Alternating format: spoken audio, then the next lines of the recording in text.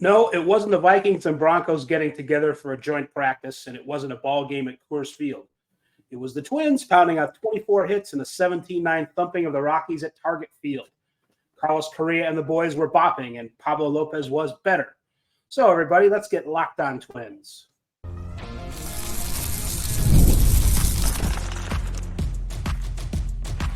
You are Locked On Twins, your daily Minnesota Twins podcast. Part of the Locked On Podcast Network, your team every day. Hello again, everybody, and welcome to Locked On Twins, your daily go-to destination for the latest Minnesota Twins insight, discourse, and analysis, and who knows what else. The Locked On Twins podcast, by the way, is part of the Locked On Podcast Network, your team every day. And we are your hosts. I am Dave Brown, also available to be followed on Twitter at AnswerDaveBrown. And across cyberspace for me is Brandon Warren, who also can be unfollowed on Twitter at Brandon_Warren. Brandon, how are we feeling? Pretty good. You know, we got canceled for softball tonight because of the rain, and it's starting to thunder a little bit. But got a Twins ball game in today, and I'm sure we'll talk about that ad nauseum. So that's what really matters. And like you said, high scoring, to say the least. Well, the Twins pounded 24 hits, their most in 7 years, almost to the day. And it's their biggest output since a 20-7 victory against the Seahawks? No, the Mariners on June 13th, 2017. So, and all the offense came against actual pitchers. No, there were no position players. I looked in the box score. I double-checked. Was there any sign of, Charlie Blackmon or Todd Helton pitching? No. Carlos Correa started the game 5 for 5. It was his first career 5-hit game. And then he made an out in his second at bat of the 8th inning. Safe to say, Brandon, that he brought his rake for Lavelle Neal. What do you say? Yeah, that was so funny how it was one game after he was I don't want to say publicly challenged to rake, but it's pretty close. But that's kind of what it was, yeah. Yeah, it raised his batting average by, I don't know, something like 20 points, which at this point in the season is excessively difficult to do. Hey, you wanna have a little fun here and look at? We're all about being serious. I'm kidding. Okay, well, should we talk about the lineups for the day that the Twins scored 20 runs against the Mariners? That sounds like fun. Okay. Dozier, Mauer, Grossman, Kepler, so Max Kepler, hey, Kenny Vargas, Ed Escobar, Jason Castro, Jorge Polanco, and Eddie Rosario. Starting that day was Kyle Gibson. Relieving him were Tyler Duffy and Ryan Presley.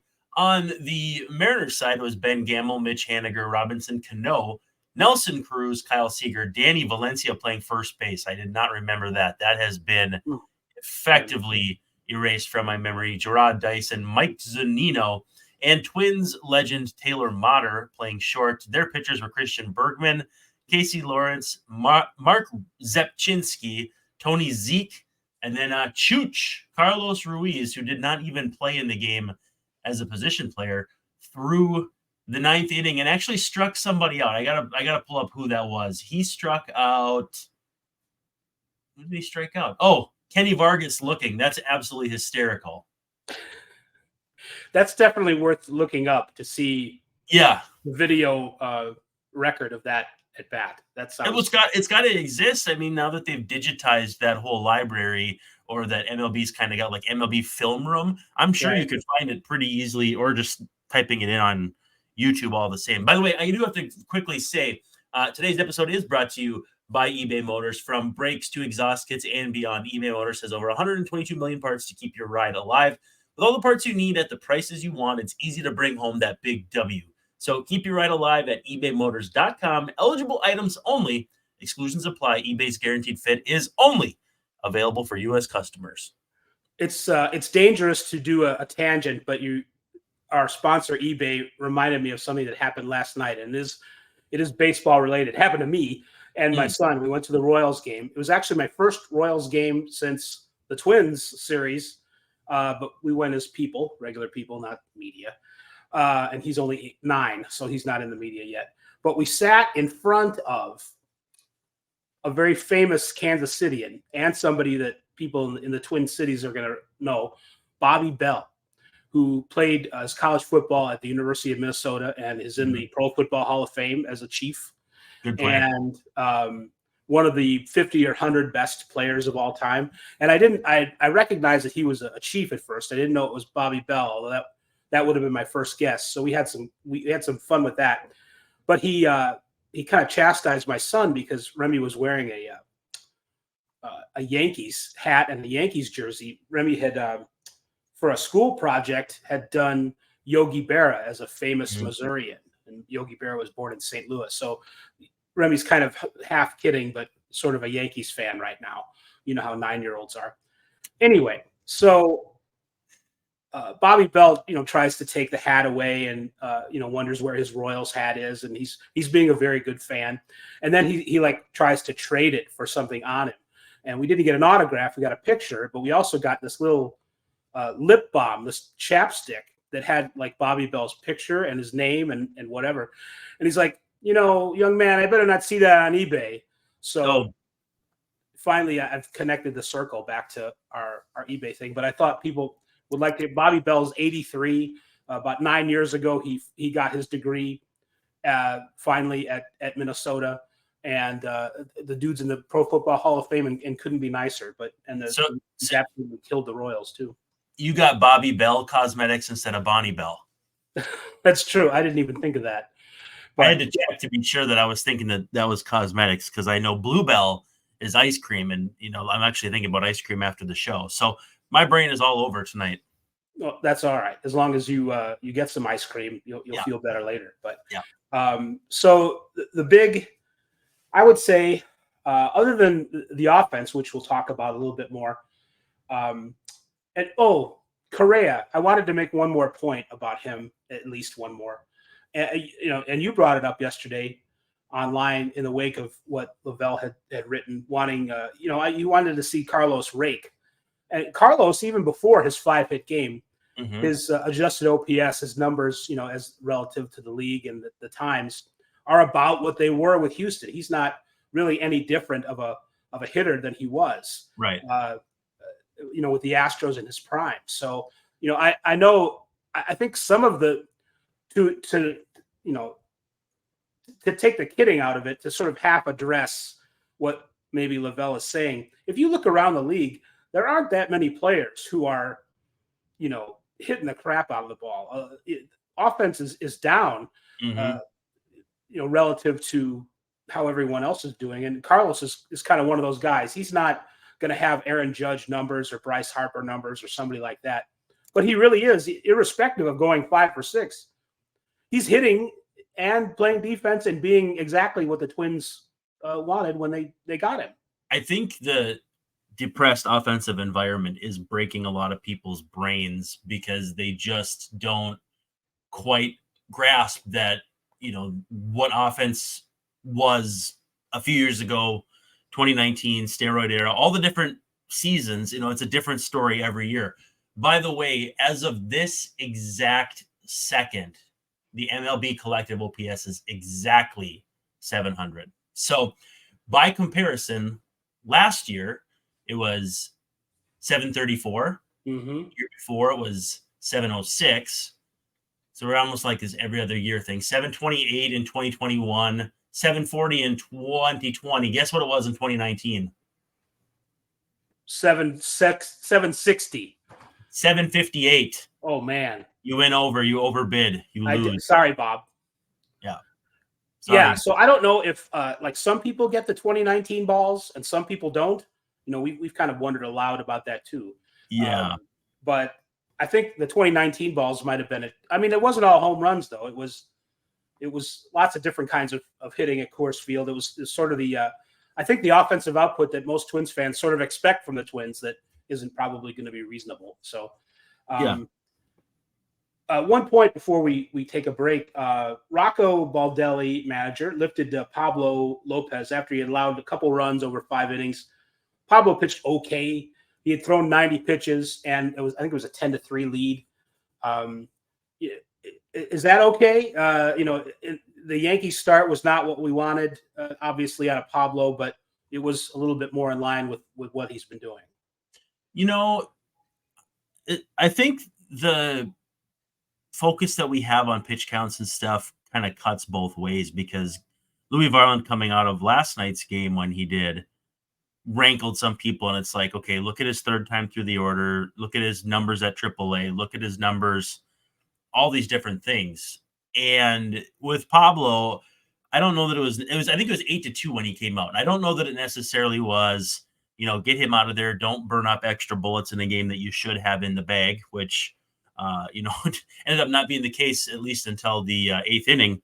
I don't know. I think it was, they wanted to kind of get him out of there with some positivity on his side. Really no reason to push him beyond that.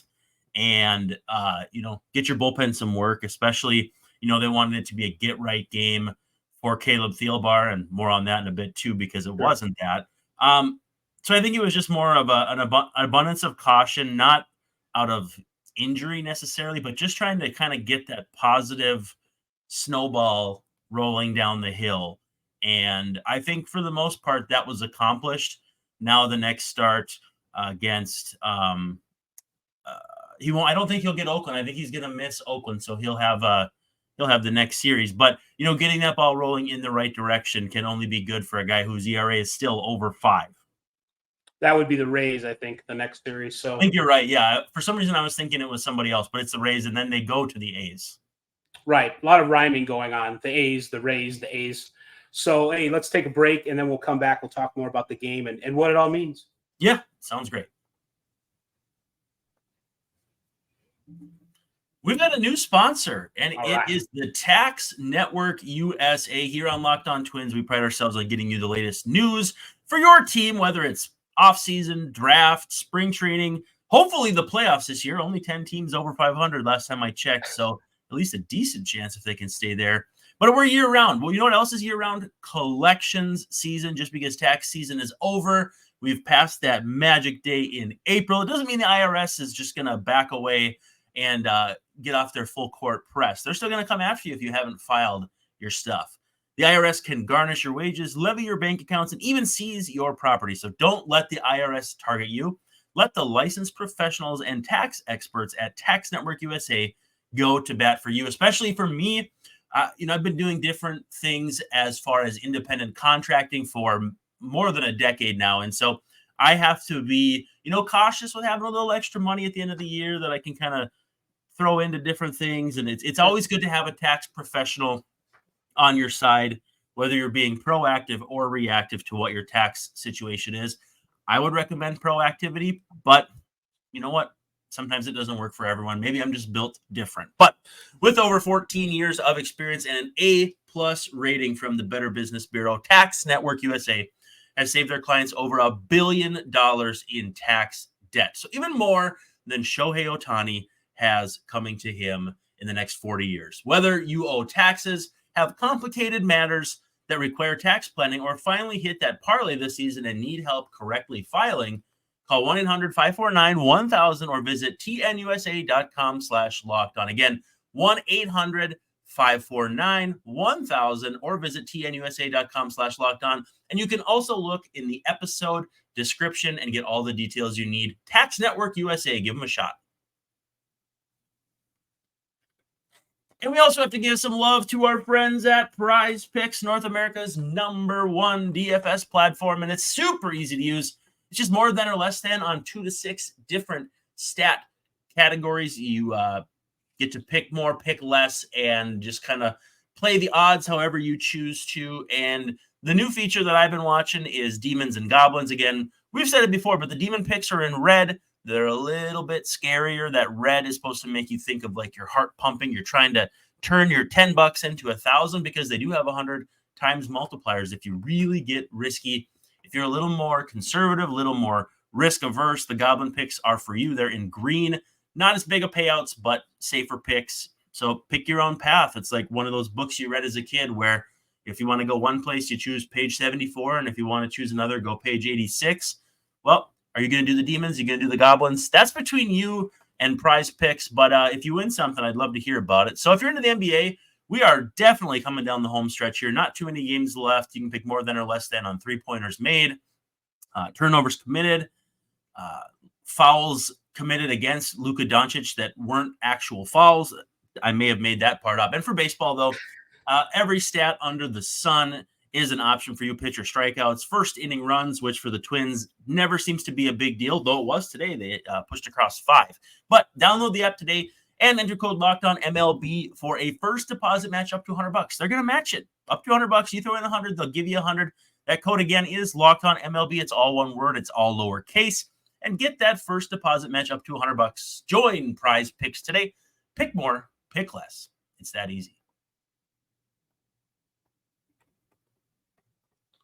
Brandon, you had mentioned Caleb Thielbar. What are we going to do with Caleb Thielbar? He wasn't the only one, but yeah, Rocco put him back in there after struggling the day before.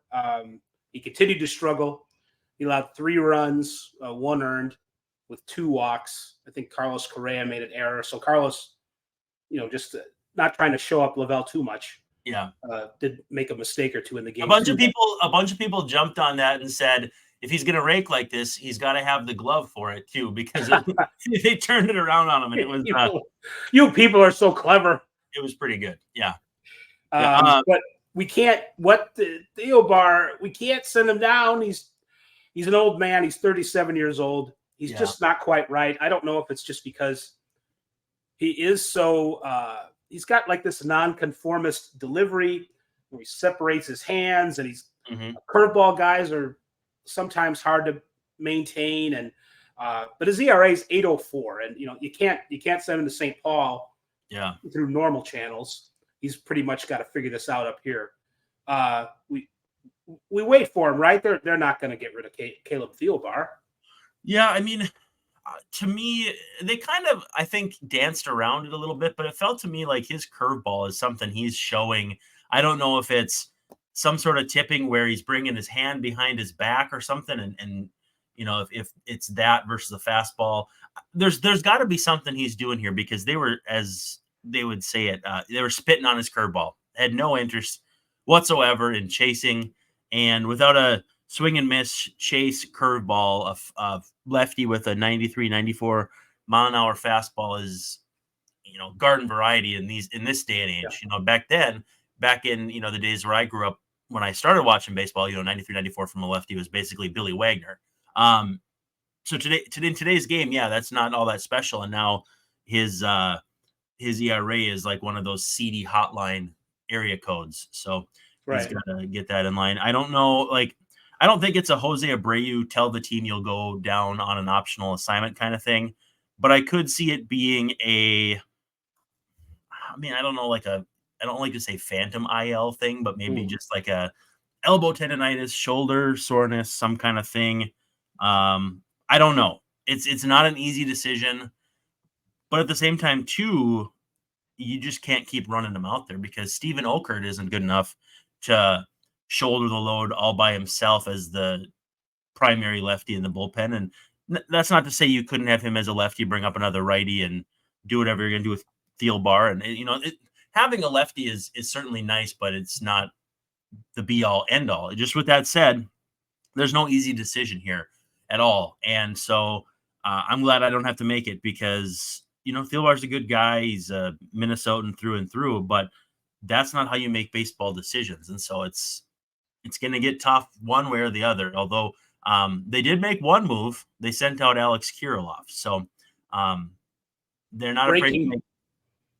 Say it again. Breaking. It actually showed up on the wire, the transaction wire this evening. So nobody had it until I think Do Young Park found it on the transaction wire. So we'll see what that means. Probably means Austin Martin rejoining the team against the A's, but they're not afraid to make some tough-ish decisions. Certainly, the way Kirilloff is playing, it's not that tough. But with Thielbar, he'd been pretty good for the 2-3 weeks before. I think he's probably got a couple more weeks before the rubber meets the road as far as really difficult decision, but I don't know. It's getting uncomfortable, to say the least.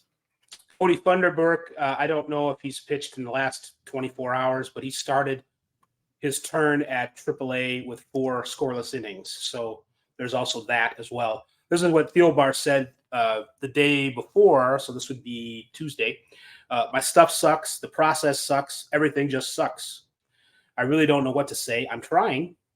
So, that makes you feel for the guy. And I don't know, is there something that Cole Sands can find out? I mean, he's kind of the secret weapon in the bullpen for figuring out how to get from point A to point B. So maybe he knows something that the coaches don't. I don't know. Thunder Down Under threw on what's today, Wednesday? Tuesday against Louisville, got the save, and since going back 5 outings has not given up an earned run. 105, 227, 105 slash against, 9 strikeouts, 3 walks, 2 hits in 6 innings. So done everything you could ask, and he's also been down there at least 10 days. So he would be an option by rule if that's what they wanted to do. And I don't know. I think they would probably rather go the route of, hey, Caleb, tell him your shoulder hurts, But I don't know. I'm just thinking out loud. The thing about sending Kirilloff down is that he is a little redundant in terms of left-handed power-ish hitter. They have Larnach and they have Kepler and Carlos Santana plays a lot of first base, and Miranda's over there at first base. And Margot is hitting. Margot, his OPS is up to 637, which is not good, but it is much higher than it used to be. So maybe Funderburk is the guy, but Austin Martin, maybe him too. But and Martin has been really, really good at St. Paul since going back. Twins sent him back in mid-May. And if this will ever load, I could tell you, but he has something like a 470. Okay, so here we go. 289, 452, 365 slug. So an 818 OPS since going back. Not a lot of power, but good plate discipline. 16 walks, 5 strikeouts. I don't know. I don't understand why he doesn't drive the ball more than he does. And I hope that that's not going to be a career-long trend for him, because that could really make the Barrios trade look bad. Although Simeon Woods-Richardson looks pretty good. But yeah, I don't know. I think you give him a shot. He's a nice little guy to have in the 9 spot in the order, or 8 if you have Vasquez catching. And he can turn your order over by getting on base and scoring some runs, which when you've got Lewis, you've got Correa, you've got Buxton is swinging it better. Miranda's been swinging it really well. They're going to continue to score some runs, I think, which is obviously going to be a sight for sore eyes after how they've struggled for long stretches at different points this season. If they would, it would also just help the pitching out a little bit. It's it doesn't make everything looks so desperate when Lopez gives up 3 runs or whatever in 6 innings, and you don't need to have him throw a shutout every time if the offense is clicking just a little bit more consistent. Or white knuckle it in the last 3 innings, because you need to know who your bullpen guys are going to be. Right. Hey, we're going to take another break, our final one before we head out. Sounds good. Passion, drive, and patience are what bring home the winning trophy, but also keep your ride on the road and going. eBay Motors is where you need to go. They've got everything you need to maintain your vehicle and level it up to peak performance, whether you're looking for a supercharger, a roof rack, exhaust kit, LED headlights, pretty much whatever you need, they've got it, because they've got 122 million plus parts for your ride. So whether you're into power, speed, style, eBay Motors has you covered. You're always going to find exactly what you're looking for, and eBay has a guaranteed fit that tells you if it doesn't fit your ride, you get your money back because you're burning rubber, not cash. I love that. With all the parts you need at the prices you want, it's easy to turn your car into the MVP and bring home that W. So keep your ride alive at ebaymotors.com. Eligible items only, exclusions apply, and eBay's guaranteed fit is only available to U.S. customers. Hey, I better not see this on eBay Motors, this lip balm. I'm telling you right now. No, if you need something, you better see it on eBay Motors. Did Bobby Bell have a gray beard? Was that yeah, he was very certainly salt and peppery. Yes. Nice. Well, he's 83 years old, so he's allowed. But yeah, but it's only been 9 years since he got his degree at Gophers. It's like Grandma Moses going back to college. Really? So that's what I looked at his stats, and Bobby Bell was just absolutely incredible. Like, he did everything in his life. It's just He's in the Ring of Honor. He's in the Hall of Fame. He's got the Century 21 jacket. He's got his college degree. He's got lip balm with his image on it. I mean, that's way more than I'm going to do with my life. I'll tell you that. A couple more blips and notes about the Twins. Jay Jackson is back. I think maybe that surprised some people. He wasn't doing all that well. I think it's just kind of he's available and ready to go. And he gave up a couple hits and a run, but he did strike out 3. So kind of enigmatic numbers from Jackson, sort of like how he was doing before. His contract is a little bit of a cheat code too, in that when you go to DFA him, as long as he, he's going to accept the assignment to keep that major league contract, the million and change or whatever it is. And, maybe somebody would claim him, but honestly, they're more likely to claim a guy like Diego Castillo, who the Twins DFA'd before the game today. Right. If that's at minimum. And the outcry over Castillo made no sense to me. I thought the stuff was interesting, but at the end of the day, he walked as many guys as he pitched innings, and you can't do that and have any role in a modern bullpen. And it wasn't getting strikeouts. I mean, you absolutely have to get. Yep. You probably have to get strikeouts anyway, but if you're going to be putting people on, unless you're like a double play machine or a triple play machine, that's not going to work either. So maybe Castillo will be reunited with other Diego Castillo down at AAA. I don't know if he'll be back or not. And I can't help but think that it was a good move for the Twins to make St. Paul their AAA team. Yeah, because it's like because it's right there, but it's also like mentally right there.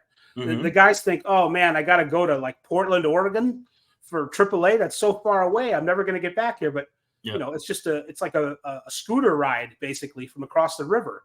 Not airports that you got to mess with, time zones, living arrangements. All of that is pretty easily fixed unless they're in, Toledo and there's no flight until the next morning or whatever, which,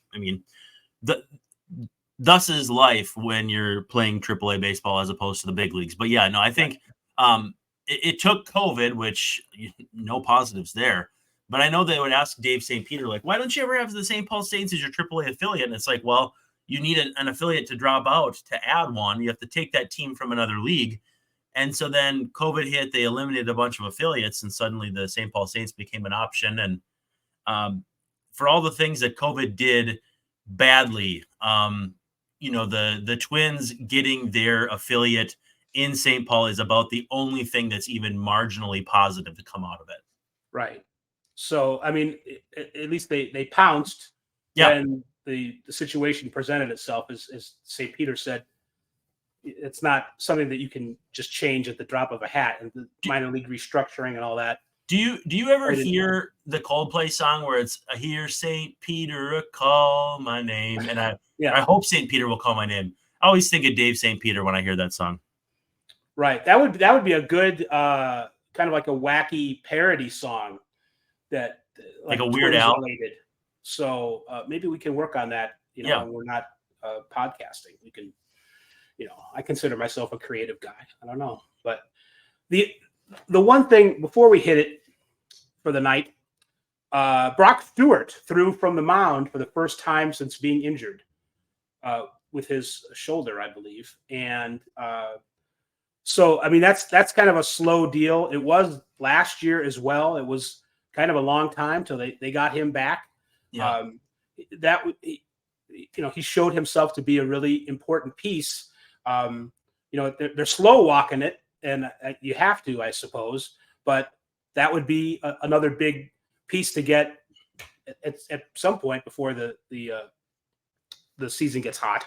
Yeah, and he made it back just in time for the playoffs last year, and they had enough time to not only get him right, but get him back on the mound and moving in the right direction. It's certainly not time is not of the essence that way, but yeah, they are certainly not rushing this thing, which is obviously prudent.